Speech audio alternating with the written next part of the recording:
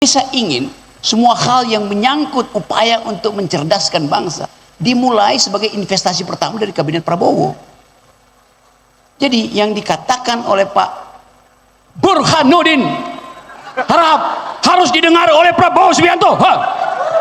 Bagaimana caranya kami berpikir kritis, para generasi-generasi baru ini, generasi-generasi teknologi ini, berpikir secara kritis, berpikir secara radikal kepada generasi-generasi pendahulu. Padahal pada pemerintahan dominansi daripada orang-orang itu adalah generasi-generasi pendahulu. Sekarang ada seorang perempuan, umurmu berapa? 21 tahun. 20 tahun. Sementara ada seorang laki-laki umur 29 tahun jadi wapres tanpa pengetahuan. Jokowi menyuruh aparatnya untuk berterima kasih pada dia, lalu dia senang sendiri. Itu namanya penipuan in optima forma.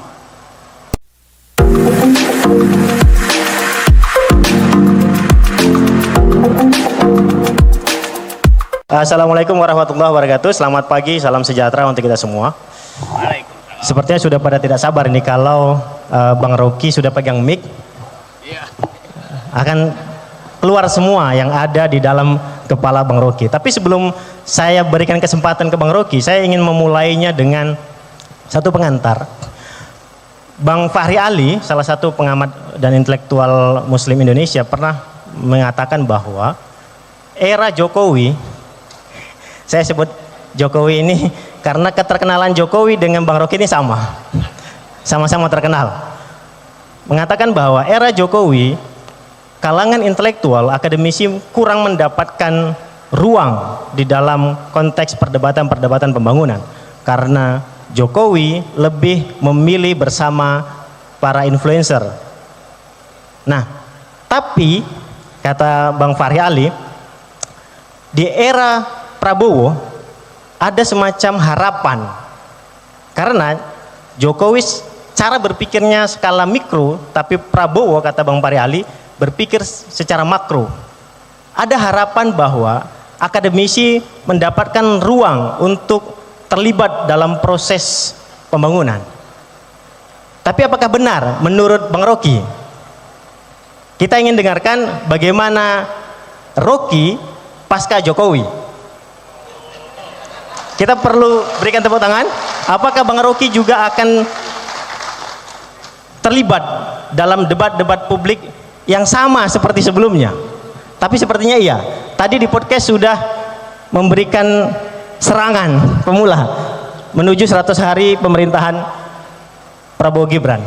Langsung saja kepada Bang Rocky untuk memaparkan pandangan-pandangan kritisnya sesuai dengan tema kita pada hari ini, membela akal sehat, sumbangan akademisi terhadap Indonesia cemas di masa yang akan datang. Apakah kita punya kecemasan atau tidak untuk melihat masa depan? Kepada Bang Rocky, saya persilakan. Oke. Ya, boleh. Apa gunanya menjawab pertanyaan yang secara faktual orang tahu bahwa tidak ada yang disebut era Jokowi? Yang ada era.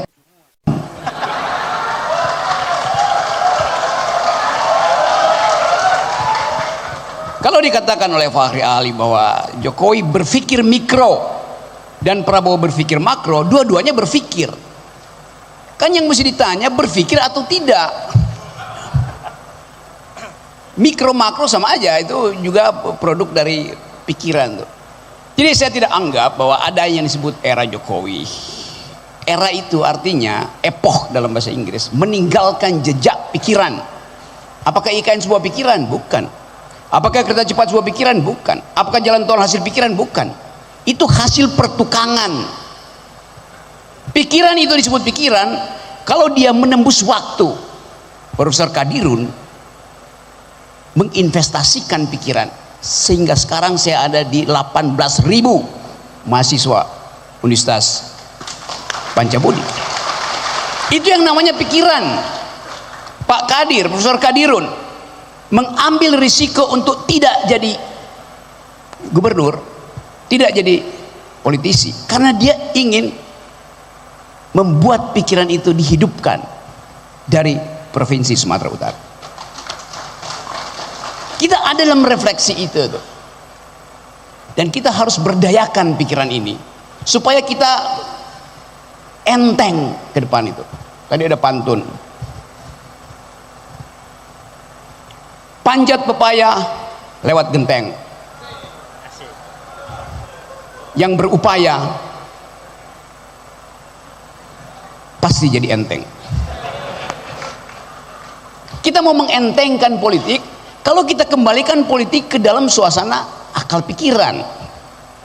Kan itu dalilnya kan. Jadi kalau saya ada di sini, saya memahami bahwa dari awal universitas ini didesain untuk menghasilkan pikiran. Kata kadir di dalam bahasa Inggris artinya ia yang mengetahui banyak hal, betul nggak? Demikian juga dalam bahasa Sunda, apalagi dalam bahasa Arab. Jadi kadirun artinya mereka yang ingin menghidupkan akal pikiran. Udah bener Profesor Kadirun Yahya mengambil posisi sebagai pedagog, bukan demagog. Demagogi artinya orang yang tidak berpikir tapi berupaya untuk memanipulasi informasi, itu namanya demagog. Pedagog artinya orang yang berpikir dan menginginkan ada pertengkaran pikiran. Jadi saya senang ada di sini. Ini tadi ada 18.000 mahasiswa, ada 300 dosen. Kalau udah begini saya nggak mau jadi dosen lagi, saya mau nyalek aja nih karena udah. Tetapi apa gunanya nyalek kalau di belakang kita ada kehidupan yang tidak berpikir? Setiap orang yang ingin masuk dalam politik harusnya mengerti bahwa politics, demokrasi is the government of reason through the government by the people. Demokrasi itu pemerintahan akal melalui pemerintahan orang. Sekarang begitu banyak orang nyalek tanpa akal itu, karena ngincer amplop. Kita mau batalkan itu di sini. Saya ada di Medan, dan kita ingin Medan jadi tempat pertama pertempuran akal pikiran. Medan tidak boleh diblok. Sorry, bukan blok Medan. Medan tidak boleh diblok pikirannya. Itu dasarnya itu. Mengucapkan sesuatu secara jujur itu memang fungsi akademis. Jadi kalau tadi diterangkan oleh Pak dosen Surya bahwa dimulai dan Pak Bang Ojak yang memberi kita pengetahuan awal bahwa ternyata dari tahun 50-an, tahun 60-an udah ada sebuah lembaga think tank di sini yang hendak mempromosikan pikiran, dan dimulai dengan kata yang sangat akademis, metaphysics, yang mungkin pada waktu itu nggak dimengerti oleh banyak orang, lalu dianggap tidak ada nomenklaturnya. Lalu tidak ada nomenklaturnya bukan berarti tidak berarti, tidak berguna, justru berguna hari-hari ini. Apa yang terjadi pada bangsa ini sekarang? Kekurangan pikiran karena tidak belajar filsafat, kekurangan moral karena tidak tahu apa fungsi metafisik. Metafisik itu di dalam filsafat Yunani adalah tulisan-tulisan Aristoteles setelah dia belajar fisik. Setelah dia belajar fisika, dia mulai mengembangkan pengetahuan dia, kuriositas dia, imajinasi dia tentang Tuhan, alam semesta, apa yang menyebabkan dunia ini berputar, beredar, apa yang bisa diabadikan di dalam pikiran. Kan itu dasarnya tuh. Jadi nih seperti konstruksi ruang ini. Kalau saya belajar fisika, saya bisa buat gedung persis seperti ini. Karena membuat gedung pertemuan seperti ini hanya saya cuma butuh dua rumus. Satu rumus tentang metal fatigue, kelelahan metal. Ini ada fakultas sains di sini kan. Sama rumus tentang S, safety factor. Dapat. Dengan dua rumus itu saya bisa bikin bangunan. Itu namanya ilmu fisika yang diterapkan secara teknis. Tetapi kalau saya berpikir bangunan ini mau dihargai sebagai apa, narasi yang akan ditimbulkan oleh bangunan ini apa itu saya berpikir secara metafisik. Ini ada konstruksi ventilasinya tuh sangat Mediterranean, konstruksi bintang itu.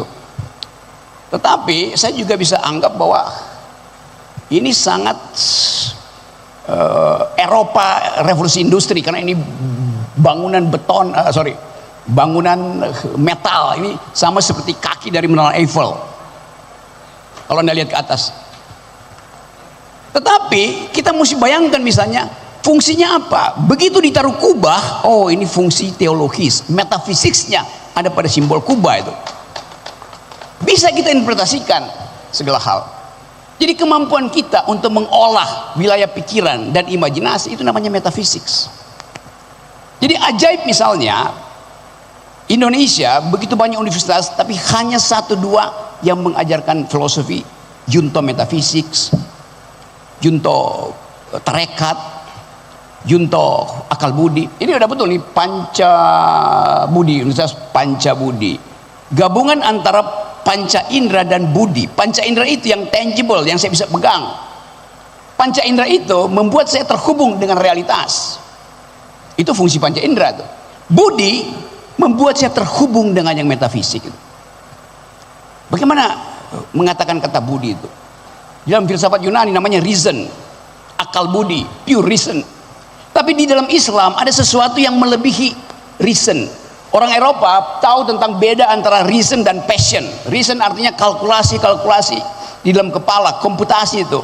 Passion artinya memanfaatkan rasa batin kita itu. Masalahnya sekarang bagaimana menghubungkan antara reason dan passion?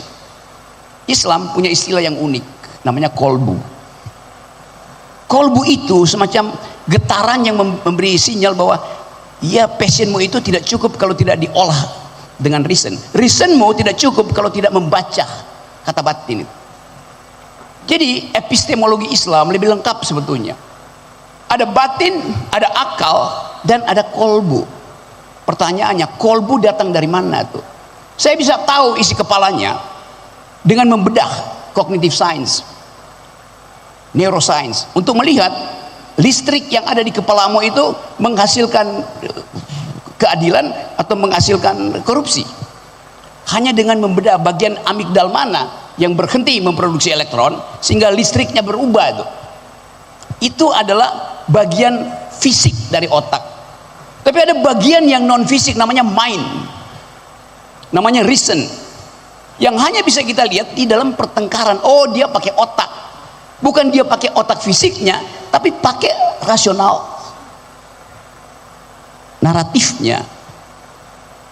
Jadi bagus sekali di sini. Saya menerima semacam sensasi bahwa ada universitas yang mau memasukkan mata kuliah filsafat sebagai kurikulum dasar.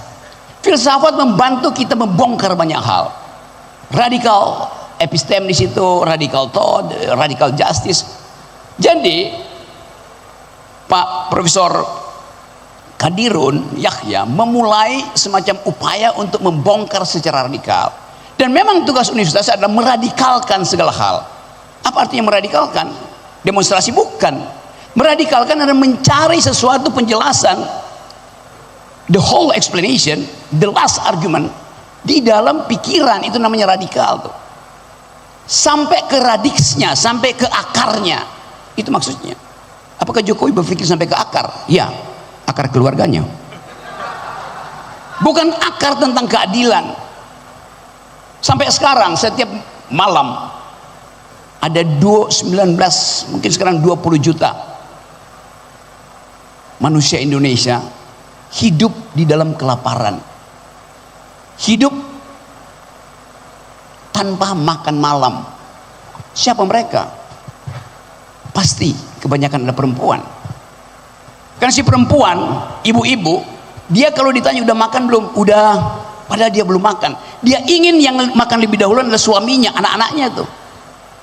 Jadi kemampuan empati kita, sementara 2 hari yang lalu sampai seluruh bandara Indonesia, jalan-jalan tol, terima kasih Pak Jokowi. Oh, itu dibuat oleh rakyat. Mana ada rakyat yang kelaparan mampu membuat baliho setinggi-tinggi Monas itu? Yes, logiknya begitu. Artinya balihonya seragam dan bersih, bagus, mahal. Siapa yang buat itu? Ya Jokowi sendiri. Dia meminta terima kasih dengan cara mobilisasi itu. Terima kasih itu datang dari nurani. Terima kasih datang dari senyum tulus dosen-dosen. Terima kasih datang dari penghargaan masyarakat sipil. Itu nggak ada. Saya nggak lihat satu poster. Kemarin saya keliling Jawa 2 hari lalu, yang ditulis oleh rakyat dipasang di atas pohon atau diselipkan di bambu. Nggak ada. Yang ada adalah baliho, ucapan yang mewah dicetak. Dari mana? Itu adalah uang rakyat. Jadi Jokowi menyuruh aparatnya untuk berterima kasih pada dia, lalu dia senang sendiri. Itu namanya penipuan in optima forma. Jadi sekali lagi kita mau balikkan tema ini. Bagaimana melawan Indonesia yang cemas? Kita cemas karena di dalam 5 bulan ini kita tumbuh di dalam suasana deflasi. Deflasi artinya harga barang jadi murah karena kita tidak bisa beli. Bukan harga murah karena disubsidi pemerintah. Barangnya turun harganya karena tidak ada orang yang mau membeli itu. Anda masuk mall-mall di Jakarta, orang cuma lihat. Dulu orang masuk ke mall Jakarta itu untuk beli makanan Korea segala macam. Sekarang beli es teh yang murah. Saya mondar-mandir di Jawa Tengah kemarin tuh, bicara dengan SPBU. Nggak ada penambahan, penggunaan, bahkan pengurangan orang yang beli bensin. Artinya nggak ada pengangkutan. Nggak ada pengangkutan artinya nggak ada produksi. Tidak ada produksi artinya daya beli turun karena nggak ada permintaan. Tapi kemudian Pak Jokowi bilang bahwa kita kelebihan listrik, Jawa itu kelebihan listrik, maka silahkan mak-mak tambah voltage-nya, tambah daya listriknya. Oh ya, masuk akal. Tapi kalau kita periksa, kita cemas akhirnya karena kelebihan listrik itu terjadi bukan karena kita memproduksi energi, tapi pemakai energi itu pindah ke Taiwan, Thailand, Vietnam. Industri besar kabur dari Jawa. Akibatnya apa? Ya listriknya berlebih. Karena pemakai listrik utama adalah industri. Artinya kelebihan listrik itu secara logika sama dengan deindustrialisasi. Tutup semua pabrik. Itu intinya. Jadi statistik sering berbohong. Kalau rumah kos di Medan ini, ibu kosnya bilang, datang aja ke tempat kos kami ini, karena kami kelebihan listrik. Anda boleh pakai dari tadi cuma 300 watt, sekarang 500 watt. Masuk akal nggak? Ya masuk akal. Tetapi begitu Anda sampai di rumah kosnya memang kosong, nggak ada lagi yang pakai, maka listriknya bertambah. Logikanya begitu. Ilmu ekonomi mudah itu. Bahwa selalu ada logik terbalik di belakang dalil itu. Saya kemarin ada di Jawa Timur juga. Jawa Timur mengalami deflasi yang sama tuh. Tidak ada daya beli. Tetapi dipamerkan oleh pemerintah, UMKM-nya bertambah. Seolah-olah ada kehidupan ekonomi. Memang UMKM bertambah. Tapi logika ekonominya di mana tuh? Dalam keadaan deflasi, UMKM bertambah. Gampang keterangannya. Mereka yang tadi punya restoran, karena tidak mampu lagi untuk mempertahankan harga, turun jadi pedagang kaki lima di trotoar. UMKM bertambah. Artinya kemiskinan. Begitu akal pikiran bekerja tuh. Begitu banyak hal. Kita nggak perlu belajar teori-teori ekonomi Harvard Business School, Chicago School of Thought, Cambridge Keynesian Economics. Tapi kita bisa pakai akal untuk melihat bahwa penipuan statistik itu luar biasa. Nah, itu yang kita sebut sebagai kecemasan kita. Kita menghadapi 2045 yang diandalkan bahwa akan ada bonus demografi. Ya boleh, tapi coba kita periksa. Siapa yang akan menikmati bonus demografi di 2045? Kata Pak Jokowi, Anda akan menikmati. Kenapa? Mereka milenial sekarang pendapatannya akan jadi 5 kali lipat di 2045. Bagus. Kalau Malaysia turun 5 kali lipat, kalau Singapura turun 5 kali lipat, kalau Taiwan turun 5 kali lipat. Namanya bonus demografi itu perbandingan antara Anda hari ini di 2045 dengan pemuda Malaysia hari ini di 2045 itu namanya bonus demografi. Bukan Anda dibandingkan dengan Anda nanti, ngaco pikirannya itu. Anda tumbuh, pendapatan Anda 5 kali lipat. Anak-anak di Kuala Lumpur pendapatannya naik 30 kali lipat, artinya Anda akan kalah. Logikanya begitu teman-teman mahasiswa. Jadi istilah bonus demografi itu berbohong itu, deceptif sifatnya. Itu pentingnya akal sehat kita ajukan hari ini supaya kita bisa mendeteksi nanti apakah Pak Prabowo paham bahwa kebutuhan akal sehat itu harus mendahului kebutuhan infrastruktur. Kita bertanding 2045 bukan bertanding infrastruktur, bertanding SDM. Berapa IQ kita hari ini? 78, sedikit di atas simpanse.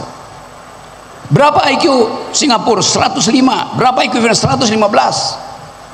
Jadi apa yang akan terjadi nanti kalau 2045 pertandingan ekonomi, pertandingan SDM didasarkan dalam pertandingan kecerdasan, kita pasti kalah. Itu pentingnya. Kalau Pak Prabowo bilang oke, ekonomi akan dipecut 8%, masuk akal, masuk akal. Tetapi 8% itu artinya ada yang akan dibuat 20%, ada yang akan dibuat 3%. Kan itu average-nya kan. 8% artinya yang paling atas ditambah yang paling bawah. Yang paling atas ini akan speed up. Sekarang kita uji speed up ekonomi, artinya ekonomi akan dipacu mesinnya untuk bekerja cepat. Siapa yang akan dipacu? Ya pemain ekstraktif industri, nikel, batu bara, sawit, segala macam. Konsekuensinya apa? Itu yang mesti dihitung dari sekarang. Apa akibat dari ekonomi dipecut 8%? Artinya akan ada pemanasan mesin ekonomi itu. Dipecut 8%, pertanyaan etisnya, pertanyaan metafisiknya adalah berapa persen ecological footprint, jejak ekologi dalam bentuk kerusakan hutan yang diakibatkan oleh 8%. Tentu harus dihitung. Kan itu masalah kita adalah kita hidup di dalam keseimbangan planetarium. Masalah kita bukan sekedar NKRI harga mati, tapi planetnya harga mati di karbon dioksida keberapa. Jadi kita memang cemas karena kita paham cara berpikirnya tuh. Memecut ekonomi 8% itu sama dengan saya beli bajai lalu saya paksa dia lari 120 km di jalan tol, ya terbakar mesinnya. Itu konsekuensi. Jadi teman-teman semua, saya menginginkan ada semacam new kind of discourse, new kind of narrative politics di sini. Bahwa ada cewek-cewek, masih ada upaya persaingan politik di Medan, tetapi universitas harus ditumbuhkan sebagai pengelola akal sehat. Amplop pasti akan beredar pada mahasiswa, tapi ngapain Anda dibayar oleh amplop kalau otak Anda akhirnya akan dikerdilkan oleh seseorang? Itu prinsip itu yang kita tidak tegakkan. Kemampuan kita untuk membaca apa yang akan terjadi di Medan, di Sumatera Utara, di seluruh Sumatera, di Jawa, akan ada hiruk pikuk politik di dalam keadaan kekurangan daya beli. Akibatnya semua orang akan pasang poster di warung, di mulut-mulut desa, kami menerima serangan fajar. Penghinaan terhadap cita-cita Profesor Kadirun. Profesor Kadirun Yahya pasti akan mengatakan bahwa bukan itu yang saya maksudkan dengan investasi peradaban di negeri ini. Jadi sekali lagi saya terangkan ini semua sebagai paradigma, sebagai ide penuntun, sebagai upaya untuk mengembalikan fungsi kampus untuk jadi pengkritik, bukan jadi penerima, bukan jadi konsumen demokrasi, tapi menjadi produsen demokrasi. Nah, memulai itu hari ini adalah hari yang bersejarah karena kita ada presiden baru, tapi kita mau tahu apa arah dari kabinet baru itu yang sangat besar. Ada 120 orang di situ, yang kalau Pak Prabowo berpapasan di istana dia nggak tahu ini menterinya, karena dia nggak mungkin hafal. Jadi kita mau pastikan bahwa ada kabinet baru dengan komposisi yang besar. Artinya apa? Kita bayar pajak lebih untuk bayar mereka tuh. Artinya kita harus lebih tega untuk mengkritik mereka supaya kita tidak cemas menghadapi cita-cita negeri ini, yaitu mengembalikan republik ke dalam cara berpikir, mengembalikan institusi universitas ke dalam kadirunisme, yaitu knowing anything. Itu artinya kadirunisme. Do think the unthinkable. Be prepared for the next catastrophe. Apa yang terjadi kalau perang dunia itu merembet ke Indonesia? Selesai kita. Berapa lama NKRI harga mati? Mati dengan sendirinya karena daya tahan militer kita itu sangat rendah. Tetapi kalau moral kita bagus, orang akan hormati kita. Ngapain serang Indonesia? Toh Indonesia sedang memelihara ekologi bumi. Itu artinya kita mau menerangkan pada dunia, kita pro lingkungan. Konsekuensinya apa? Batalkan IKN. Itu dasarnya. Jadi semua kita harus berani berpikir radikal seperti diajarkan oleh Profesor Kadirun, yaitu berpikir secara metafisik. Terima kasih. Oke, kita masih ada waktu. Sepertinya Bang Rocky paham memberikan kesempatan waktu agak panjang untuk kita berdiskusi. Ini Bang Rocky harus kita kasih energi dulu. Ini energi Amin Sam, produk dari Universitas Pembangunan Pancabudi. Terima kasih, saya aminkan kebersamaan, Amin Sam. Mudah-mudahan nanti bisa go public, bisa dinikmati oleh seluruh masyarakat di Kota Medan. Baik Bapak Ibu dan para hadirin yang luar biasa, baik yang di dalam maupun yang di luar. Ini kalau dihitung secara metafisis, ini yang hadir lebih dari 10.000 yang nonton live dan yang hadir di ruangan ini. Oke, saya berikan kesempatan 3 orang penanya pertama. Oke, ada dari belakang 1, 2, dari mahasiswa yang pakai topi 3. Mungkin bisa dibantu? Saya minta untuk jangan terlalu panjang pengantar, langsung saja kepada poin penting yang ingin ditanyakan supaya waktu kita cukup untuk berbagi pandangan. Bismillahirrahmanirrahim. Assalamualaikum warahmatullahi wabarakatuh. Saya Irwan Haryawardani, dosen Prodi Ilmu Hukum. Selama 10 tahun ini kita mengalami bukan revolusi mental tapi revolusi mental, yang membuat jadi pikiran cacat mental. Bagaimana kita menemukan akal sehat di tengah kemerdekaan berpikir kita dirampas. Contohlah kami sebagai akademisi sekarang suara nyaring di jalan kami tidak berbunyi lagi. Dan mahasiswa pada tidur. Bagaimana menumbuhkan akal sehat supaya kita kritis dan bangkit seperti awal reformasi. Itu saja saya. Terima kasih. Assalamualaikum warahmatullahi wabarakatuh. Waalaikumsalam. Kita kumpulkan satu pertanyaan lagi mungkin nanti. Kan? Iya, baru saya terangkan. Lakukan radical break. Jangan percaya pada semua proposal yang sifatnya membujuk untuk jadi pragmatis. Kan itu dasarnya. Anda sebagai dosen, mulailah di kelas ketika mengajar, minta mahasiswamu menggeleng, jangan mengangguk. Mengganggu itu tanda kita sedang membujuk mahasiswa untuk percaya pada kita. Ilmu pengetahuan tumbuh dengan menggeleng. Salah, nggak begitu. Dosen saya Dungu. Ucapkan itu supaya timbul didaktika, timbul dialektika. Kalau mahasiswanya ngangguk-ngangguk, itu ditipu dosen. Dosen yang ngangguk-ngangguk,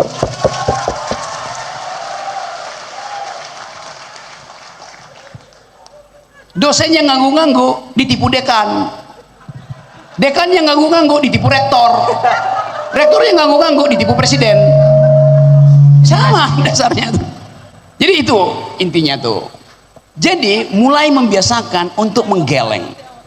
Menggeleng artinya enggak. Tapi perhatikan, ada gerakan menggeleng. Menggeleng artinya berupaya mengeluarkan pikiran. Ada gerakan menggeleng yang lain, justru karena tidak punya pikiran. Namanya pelangak pelongok. Beda antara gerakan menggeleng karena punya pikiran dan gerakan pelangak pelongok karena tidak punya pikiran. Assalamualaikum warahmatullahi wabarakatuh. Oke. Pertanyaan selanjutnya dari Bapak ini, yang sini sebentar ya. Ya, nggak apa-apa, saya turun saja.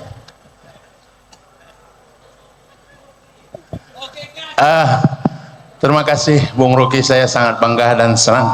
Nama saya Burhanuddin Harahap. Wah, Kadirun Yahya Harahap sebenarnya. Saya adalah seorang guru. Merasa memang kecemasan itu sudah muncul sehingga saya mengarang 10 buku dalam 2 tahun ini. Insya Allah saya serahkan sama Bapak. Ya. Saya melihat di pendidikan kita ini sebenarnya yang sangat perlu diperhatikan adalah masalah sistem yang sangat-sangat sudah rumit sekali bagi seorang guru. Mereka hanya ketakutan tidak ngabsen, bukan ketakutan tidak menyampaikan pelajaran di dalam kelas karena nanti akan dipotong honornya. Mudah-mudahan bukan era tadi kata Bung Rocky, Presiden Prabowo ini mampu mengangkat pendidikan ini supaya tidak banyak korupsi yang mengelola pendidikan negeri di Indonesia. Terima kasih. Suaranya mengalahkan getaran suara Bang Rocky. Mungkin Bang Rocky bisa kasih testimoni, respon langsung. Bapak mengatakan, guru kencing berdiri, murid kencing berlari. Guru kencing berlari, murid mengencingi guru. Jadi, semua hal yang hendak kita ucapkan hari ini adalah upaya kita untuk mendisiplinkan diri. Supaya kita tahu apa yang mesti kita ucapkan dan apa yang mesti kita terangkan secara personal. Problem guru ini tidak mungkin lagi jadi problem personal. Masalahnya bukan gurunya tidak mampu mendidik, tapi sistem ini membuat guru tidak bisa mendidik. Terutama guru-guru honorer yang gajinya 250.000 sebulan dan bayarnya 3 kali. Saya tangkap itu, saya pergi ke daerah-daerah. Jadi saya ingin semua hal yang menyangkut upaya untuk mencerdaskan bangsa dimulai sebagai investasi pertama dari Kabinet Prabowo.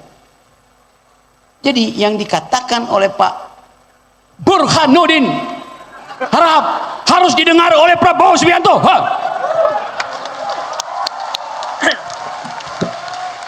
Coba lebih kencang siapa? Itu cirinya Bang Rocky, nggak mau kalah soal tekanan suara. Oke, ada yang mau menggeleng? Oke, tadi yang pakai topi. Mungkin ke depan aja, ke depan. Supaya lebih mudah, ke depan. Ke depan sini boleh? Assalamualaikum warahmatullahi wabarakatuh. Saya Dimas Ardiansyah dari Fakultas Manajemen Bisnis Digital. Yang saya tanyakan,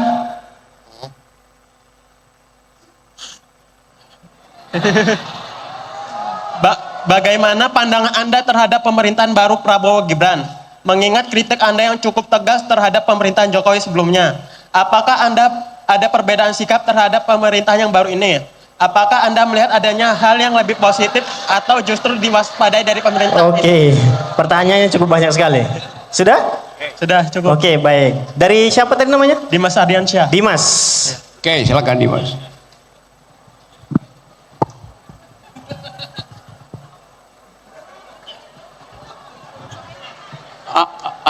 Ada perbedaannya tidak ada karena Pak Gibran masih ada di dalam sorotan mahasiswa, karena Pak Gibran seringkali merasa paham tapi ternyata tidak. Itu artinya fura faham alias fufu fafa. Oke, dah ada.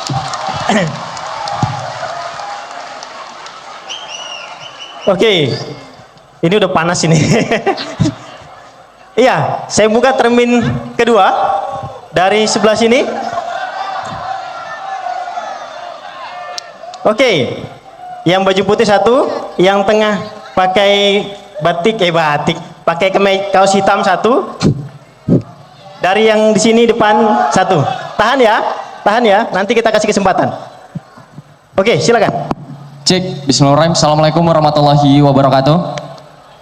Bung Rocky, kita sama-sama tahu bahwa cita-cita itu gratis, maka silahkan ambil yang paling mahal gitu.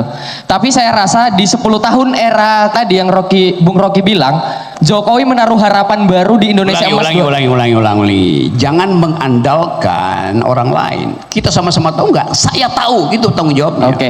Saya tahu Bung, bahwa memang cita-cita itu gratis, maka silahkan ambil yang paling mahal. Dan saya tahu di 10 tahun era tersebut Jokowi menaruh cita-cita yang besar yaitu Indonesia emas di 2045. Dan yang hari ini melanjutkan cita-cita itu adalah Prabowo. Dimana kita sama-sama tahu bahwa nggak ada sama-sama tahu.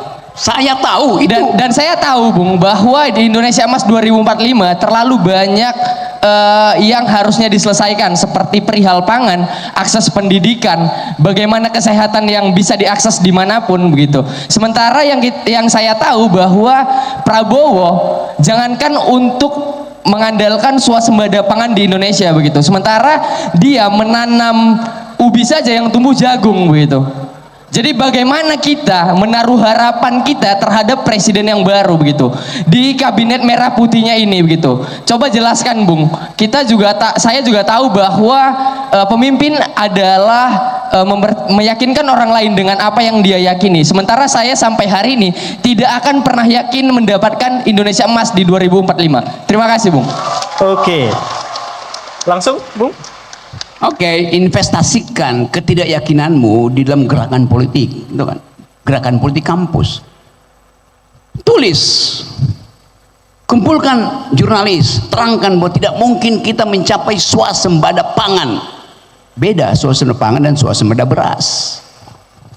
Yang ingin dicapai swasembada pangan, tapi yang ditanam adalah beras. Logikanya di mana? Pangan itu ubi, tadi, jagung, sagu.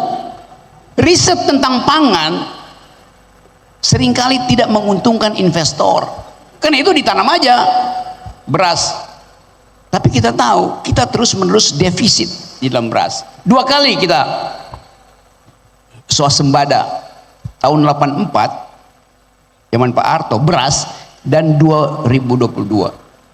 Tetapi menurut kalangan akademisi, itu bukan swasembada. Swasembada artinya sustainable. Mana mungkin swasembada cuma 1 tahun? Itu hanya karena gejolak beras dunia aja. Jadi kata swasembada sendiri diperiksa dulu kondisi epistemik dari istilah swasembada. Swasembada artinya minimal 5 tahun itu terus menerus swasembada. Hanya dalam 1 semester itu bukan swasembada. Itu kecelakaan harga doang. Dan itu yang diintai bahwa oke, swasembada besok berhenti. Kenapa? Karena eksportirnya merasa kalau swasembada nggak akan ada fee untuk impor beras. Di situ ada penipuannya itu. Jadi sekali lagi mulailah riset tentang soal itu. Dan kita, petani kita itu adalah net importer, net consumer. Petani kita tidak memproduksi beras, yang memproduksi perusahaan besar, yang dari luar terutama tuh. Jadi pastikan pengertian dasar itu swasembada, ekspor import, fee di dalam import. Setiap kilogram, 1 kilogram bisa 10 rupiah. Bayangin kalau stok bulog itu diperlukan 1,5 juta ton misalnya, itu berapa banyak fee yang diambil oleh importer. Jadi itu intinya. Dan sekarang kalau soal tadi janji Jokowi 2045 itu Indonesia adil, kata adil itu diukurkan pada siapa? Pada GDP, pada sistem ekonomi. Adil versi mana? Keadilan sosial bagi seluruh rakyat Indonesia beda dengan keadilan yang dihasilkan oleh etika utilitarian. Beda itu. Itu mesti yang kita tuntut. Anda sekarang pendapatanmu berapa hari ini? Orang Indonesia 4.500 US dollar per kapita. Pendapatan anak muda Kuala Lumpur, Malaysia 13.500, 3 kali lipat dari kita. Adil bagi dia karena dia dapat pendidikan yang bakal gratis. Di kita pendidikannya mahal, dia digratisin, iya. Tetapi untuk beli buku dosen aja, dosen terpaksa mesti fotokopi, dosen mesti ambil buku-buku yang sebetulnya melanggar hak cipta. 1 buku hari ini 300.000 rupiah. Mana ada dosen yang bisa beli 300.000 rupiah tuh? Buku untuk referensi dia, buku untuk memajukan kurikulum. Kurikulum kita itu tertinggal. Kenapa? Dosennya bukan malas baca, nggak bisa beli buku itu. Kan itu dasarnya kan. Jadi musinya perbanyak buku, bukan perbanyak fondasi IKN. Itu dasar pikirannya kan. Untuk apa memperpanjang jalan tol kalau jalan pikiran makin pendek? Nah, sebagian udah tepuk tangan. Makasih. Oke. Tadi dari yang tengah. Ya, silakan.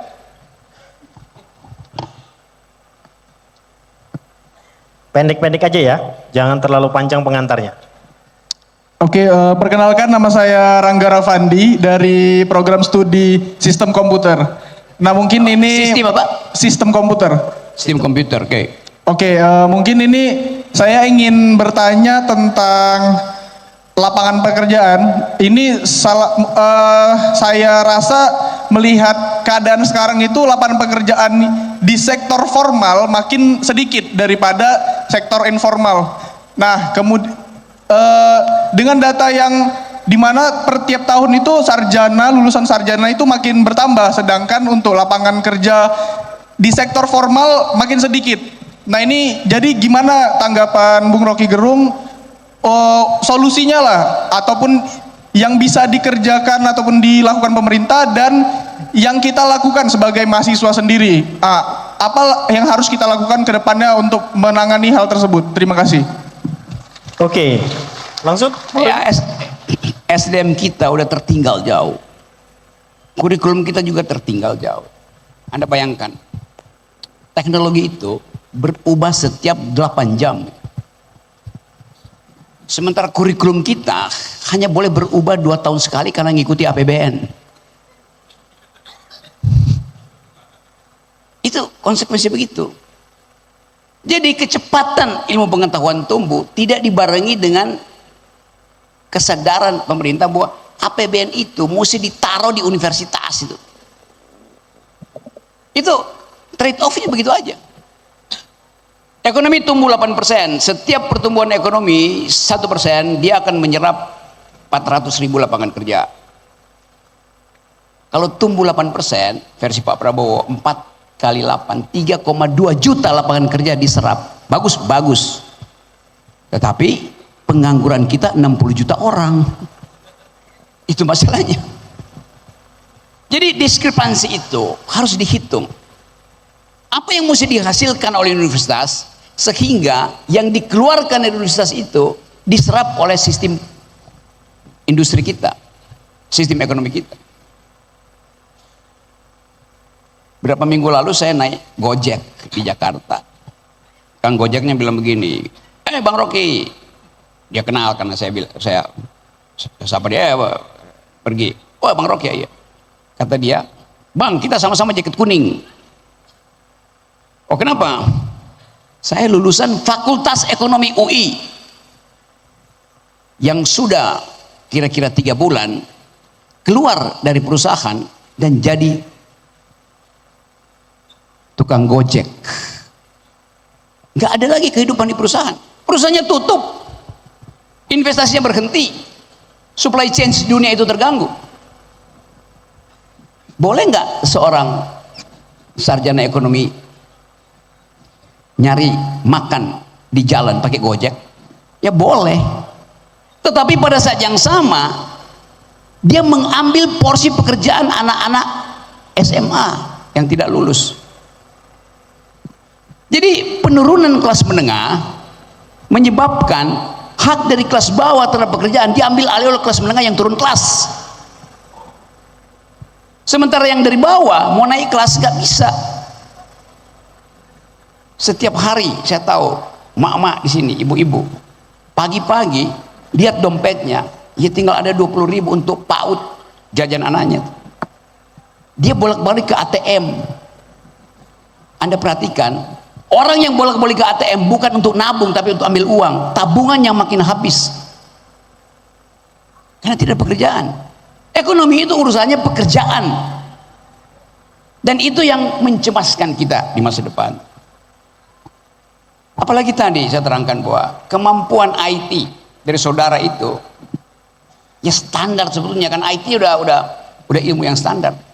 Tetapi begitu Anda masuk dalam lapangan kerja, Anda tidak melihat potensi untuk menyelundupkan ilmumu itu di dalam komputer bisnis, karena komputer bisnis itu di bail out langsung dari pusat-pusat server di luar negeri.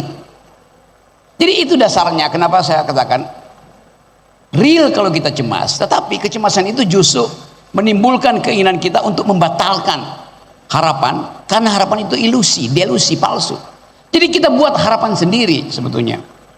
Dan itu yang saya anggap peristiwa politik harus dihasilkan dalam kepemimpinan Pak Prabowo. Kenapa? Karena Pak Prabowo tetap akan dibebani oleh psikologi. Ada hutang. Hutang itu ya hutangnya Jokowi. Setiap bayi yang lahir hari ini, dia sudah berutang 50 juta rupiah. Bayinya belum lahir dia berutang 50 juta rupiah. Kenapa? Kita punya utang sekarang 8.500 triliun, ditambah dengan utang BUMN bisa 10.000 triliun. 10.000 triliun dibagi pada potensi kelahiran bayi kita 2 juta per tahun, 4 juta per tahun. Artinya setiap bayi yang lahir sudah dibebani hutang 50 juta. Itu logikanya tuh. Ibu-ibu yang hamil tentu senang, oh saya punya masa depan, ada kehamilan, iya. Tapi survei terhadap rasa bahagia ibu-ibu beda dengan survei terhadap si janin sendiri. Tanya pada si janin yang ada di perut ibu, kamu mau lahir nggak kalau setelah lahir bayar hutang 50 juta Jokowi? Nggak mau. Dia memilih tinggal di rahim ibu daripada jadi warga negara dan harus bayar utang pemerintah sebelumnya. Nah ini yang kita maksud, bahwa tentu pemerintahan Pak Prabowo mengerti ini, tetapi prosedur untuk mengatakan bahwa ini bukan beban saya, itu masih seolah-olah ya mikul dhuwur mendem jero. Tapi mikul dhuwur mendem jero ada batasnya tuh. Ketika ekonomi makin buruk, ketika target 8% tidak terjadi, maka akan ada social unrest. Artinya demonstrasi tak terhindarkan karena menuntut kejujuran di dalam menyatakan siapa yang bersalah selama ini. Oke. Bismillahirrahmanirrahim. Assalamualaikum warahmatullahi wabarakatuh. Bang Rocky, saya tadi pagi Bang, tadi subuh Bang, sholat subuh baca 5 dokumen Bang. Dokumen Auriga, kemudian Project Multatuli, kemudian saya baca kurikulum SMP Bang itu, IPA gitu, kelas 10, kemudian biologi kelas 11, sosiologi kelas 11, dan ekonomi kelas 11 itu. Alhamdulillah Bang, tidak ada saya temukan kata kerusakan tambang di situ Bang. Nah padahal kalau saya sebut nama Wakil Menteri Kehutanan yang baru, mungkin Abang tahu itu siapa afiliasinya gitu. Jadi apakah masih ada harapan Bang gitu, kurikulum itu bisa berubah? Karena memang tidak dijelaskan di situ bahwa salah satu kerusakan dari deforestasi lahan ini kan juga ada akibat tambang. Itu nggak ada Bang di kurikulum. Apakah itu di ekonomi, di sosiologi maupun di biologi. Itu yang kelas 10 Bang, saya periksa. Belum yang kelas 11 dan kelas 12. Mungkin pendapat Abang apakah masih ada harapan ini bisa berubah nanti di masa kepemimpinan Pak Prabowo ini. Terima kasih Bang. Banyak orang yang mengkhawatirkan soal itu. Kan ini soal yang sifatnya penipuan atau pembatalan sila kelima Pancasila, sila kedua Pancasila, kemanusiaan adil dan beradab, keadilan sebagai rakyat Indonesia.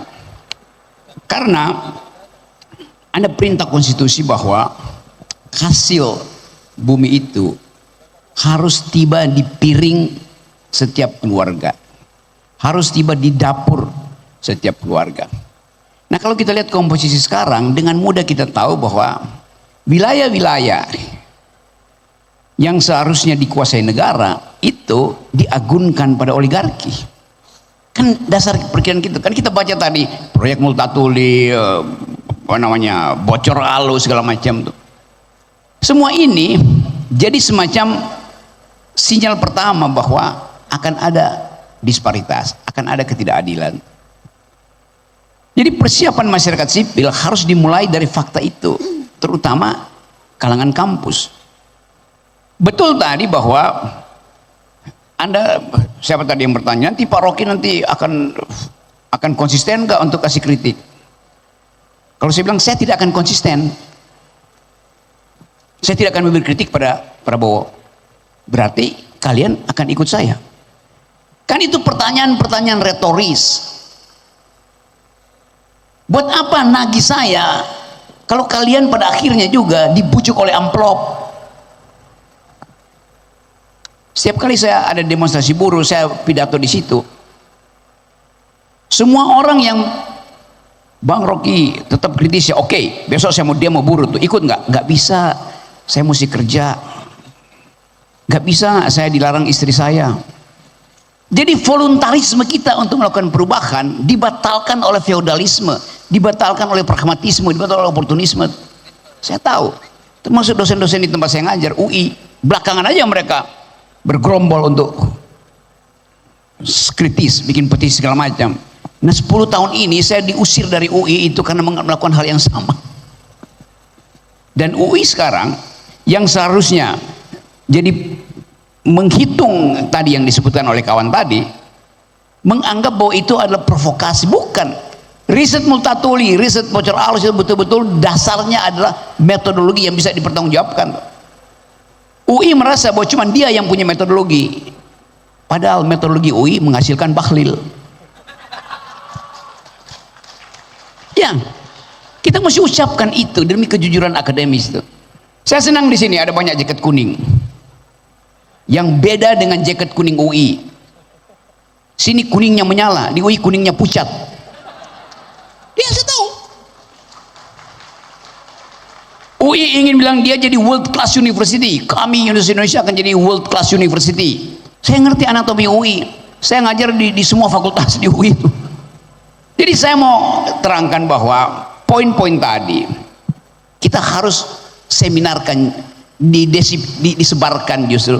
Kajian Multatuli, bantulah mereka yang dosen, bantu bikin yang Multatuli itu panjang tapi bisa dibikin 2-3 kalimat sehingga emak-emak yang masih ragu-ragu, mahasiswa yang juga terutama OKP ini kan yang paling doyan minta duit kan,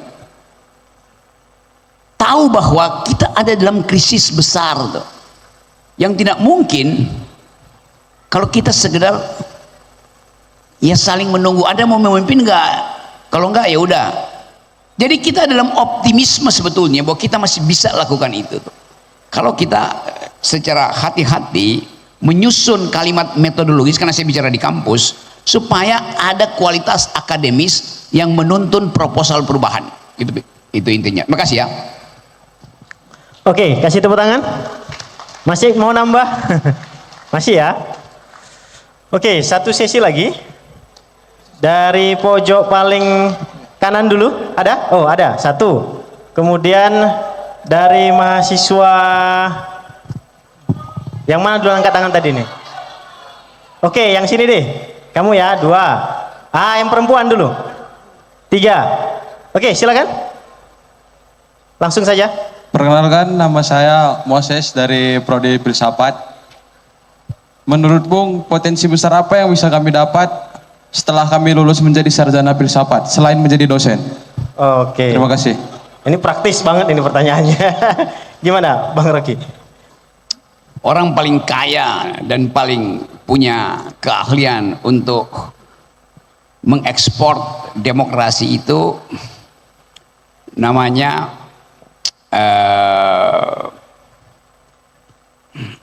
Soros, George Soros. Soros itu kuliahnya filsafat, tapi dia memakai metodologi filsafat, terutama metode falsifikasi dari Karl Popper, untuk menunjukkan bahwa demokrasi harus dihidupkan dengan fasilitas falsifikasi. Apa itu falsifikasi? Membatalkan argumen orang supaya timbul argumen yang lebih bagus itu. Jadi kalau Anda mampu untuk mempraktekkan minimal philosophical mode of thought, macam-macam falsifikasi, prinsip angsa putih, angsa hitam, kan semua itu model untuk berpikir kritis. Di dunia ini semua penasehat ekonomi Clinton dulu adalah lulusan filosofi itu. Nah di kita di sini filsafat dianggap sebagai ilmu di awang-awang itu. Padahal filsafat adalah metodologi, cara berpikir itu. Begitu banyak manusia yang belajar hukum, ekonomi segala macam, tapi cara berpikirnya tidak menunjukkan bahwa dia paham tentang cara berpikir. Dari cara berpikirnya kita tahu dia tidak paham apa itu cara berpikir itu. Nah itu yang menimbulkan keraguan-raguan bahwa universitas bisa mengambil jarak dengan kekuasaan. Hanya dengan cara berpikir filosofi kita bisa katakan saya meragukan pendapatmu, karena itu duel argumen lebih dahulu. Nah, kita mau ingin supaya mereka yang jadi anggota DPR, kita filter di situ juga. Filter dengan duel argumen. Jadi, undang semua calon gubernur, bupati, wali kota, calon legislatif datang di kampus ini, tagih cara mereka berpikir. Itu yang saya pamerkan selama ini, bahwa untuk jadi pemimpin dia mesti lulus pertama-tama filter etikabilitas, artinya moralnya bagus. Kalau dia lulus filter itu, dia akan diuji filter kedua, intelektualitas. Mampu nggak dia bertengkar secara argumen? Mampu nggak dia menganggap bahwa masyarakat akademis itu adalah community of thought? Mampu nggak dia menganggap kita bahwa semua kita yang ada di sini berpikir di dalam perspektif kritisisme? Kalau dia lulus etika, bagus moralnya, dia lulus intelek, bagus otaknya, baru dia kita izinkan pamerkan elektabilitasnya. Yang terjadi sekarang, pameran elektabilitas. Dari mana dia dapat? Dari lembaga survei, bukan dari skrutinisasi universitas. Jadi buka kampus untuk politik, tapi untuk ujian intelektualitas. Itu poinnya. Nah, kita ingin kalau filter itu kita buat bagus, maka kita akan hasilkan leader. Filter selama ini hanya menghasilkan dealer. Oke. Selanjutnya tadi dari yang sini. Ya, silakan.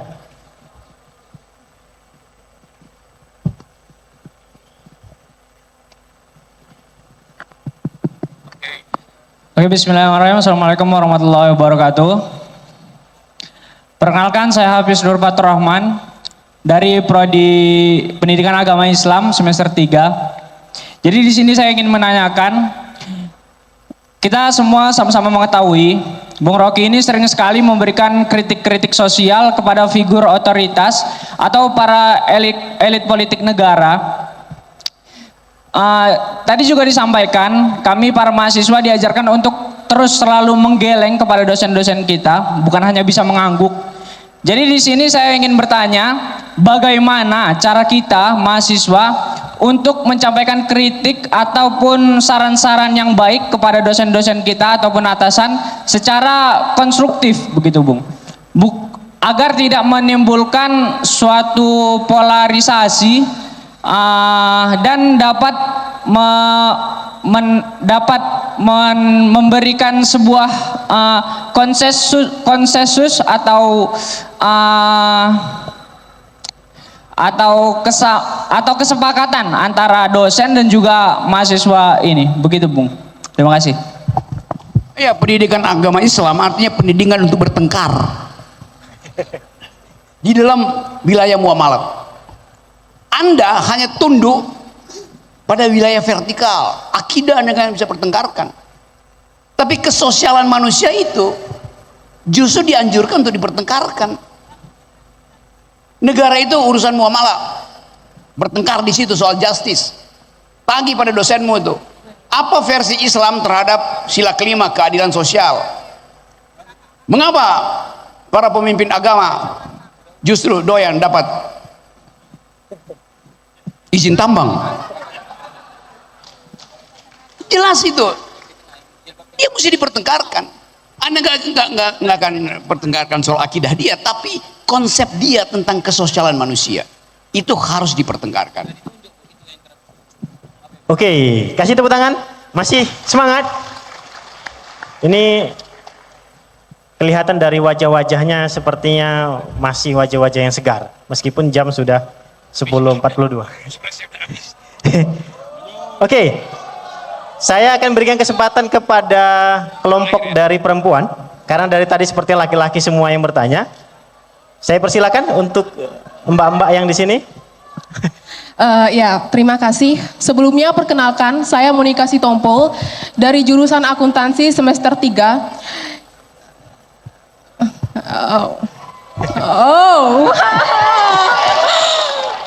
Ya, dari jurusan akuntansi semester 3. Jadi begini Pak, saya sebenarnya jangan panggil Pak Bang aja Bang.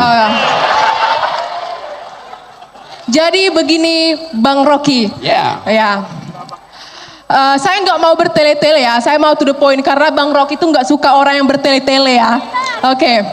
Jadi saya sebenarnya meng-highlight dari apa yang Bung Rocky tadi katakan gitu, bahwa kita itu harus bisa berpikir radikal, berpikir kritis kepada para pemerintah. Karena sebenarnya kita yang membayar para pemerintah melalui pajak kita, iya enggak? Ya. Jadi sebenarnya yang menjadi concern saya adalah generasi boomers, milenial, sama generasi Gen Z itu masih berdampingan. Yang dimana generasi-generasi pendahulu merasa bahwa mereka si paling super power dalam berpikir. Jadi yang jadi pertanyaan saya, bagaimana caranya kami berpikir kritis, para generasi-generasi baru ini, generasi-generasi teknologi ini, berpikir secara kritis, berpikir secara radikal kepada generasi-generasi pendahulu. Padahal pada pemerintahan dominansi daripada orang-orang itu adalah generasi-generasi pendahulu. Terima kasih. Oke, kasih tepuk tangan. Oke. Oke, Anda bayangkan dulu perempuan dianggap sebagai makhluk yang tidak bisa berbicara. Kalau ngomong dia gagap gugup. Lalu ilmu psikologi bilang perempuan mengalami kegugupan dan kegagapan karena dia mesti memakai tata bahasa yang bukan milik dia tapi milik laki-laki. Psikologi bilang itu delirium. Delirium artinya kecemasan untuk mengucapkan argumen karena mesti memakai bahasa laki-laki. Sekarang ada seorang perempuan, umurmu berapa? 21 tahun. 20 tahun. Sementara ada seorang laki-laki umur 29 tahun jadi wapres tanpa pengetahuan.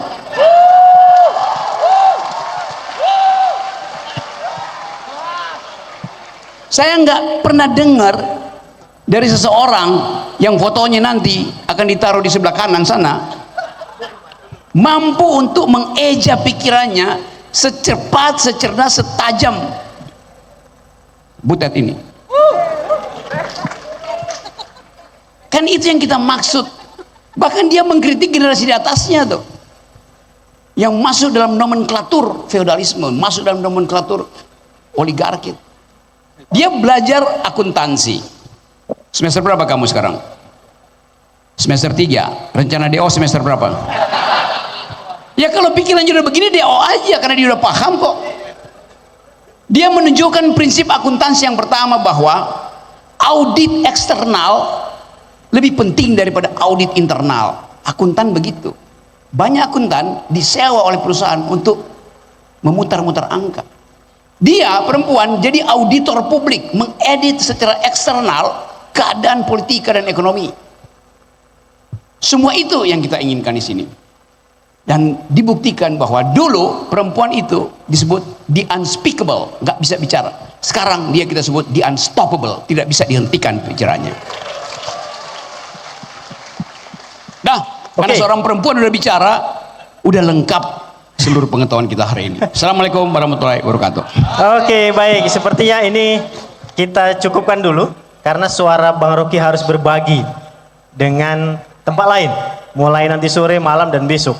Jadi bagi teman-teman yang masih punya pertanyaan, nanti bisa ditanyakan di bawah ini. Ya, maksudnya ditanyakan di kolom-kolom virtual. Terakhir, saya berikan mungkin closing statement dari Bang Rocky untuk sesi diskusi kita terakhir. Oke, terima kasih teman-teman. Kita udah lakukan diskurs. Kita sudah berupaya untuk membongkar semua aspek kehidupan politik ekonomi kita. Dan saya hanya percaya bahwa dengan kelurusan argumen, dengan kejujuran pikiran, kita bisa mengubah lagi negeri ini.